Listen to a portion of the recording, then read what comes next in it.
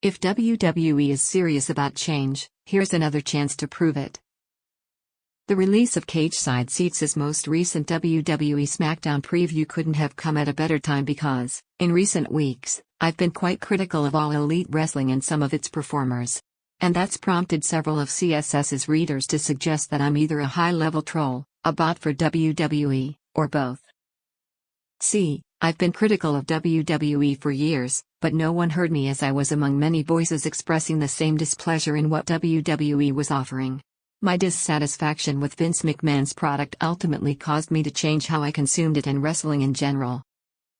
The more I watched Raw, SmackDown, and every premium live event or pay-per-view, the more I focused on the high-profile angles and stars. Even then, there was some awful dreck to sit through, such as Seth Rollins trying to blind Rey Mysterio or the barbecuing of Bray Wyatt. At least the world title scene on the men's and women's sides was enough to keep me tuned in.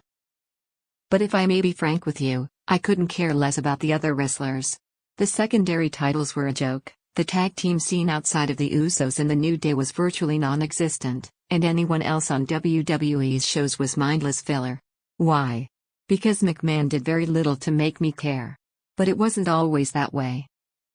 Let me take you back to the final 6 months of 1989.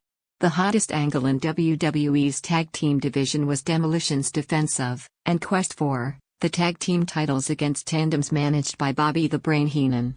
But underneath that was a terrific rivalry between the Rockers and the Fabulous Rougeaus. What began as a trivial matter over who had better entrance music quickly escalated into bloody violence. Was it filler? Absolutely.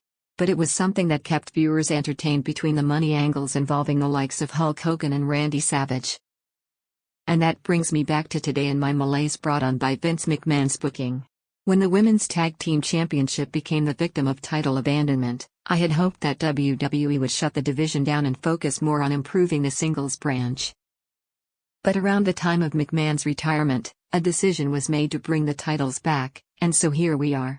Now with new management and under the creative direction of Triple H, I hope to have a reason to care about WWE's supporting cast. He's done well in rehabbing WWE's secondary titles. And now he has an opportunity to get me interested in the women's tag team division, and what better way to start than with Doudrop and Nikki ASH. Now, I'm not advocating that they win the titles.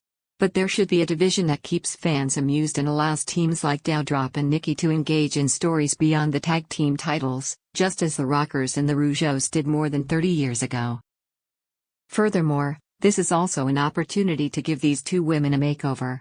I was intrigued to see Doudrop and Nikki team up because it reminded me of the early days of the New Age Outlaws.